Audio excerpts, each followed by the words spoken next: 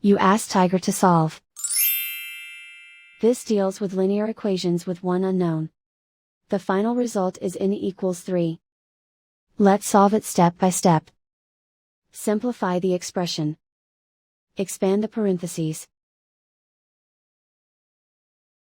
Simplify the arithmetic. Group all in terms on the left side of the equation.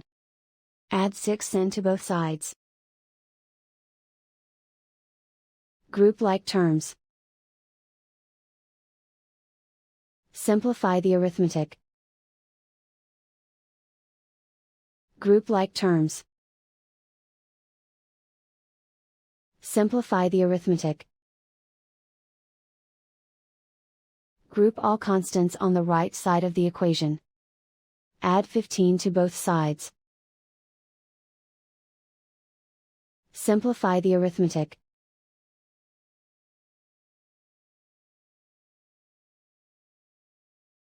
And so the final result is n=3.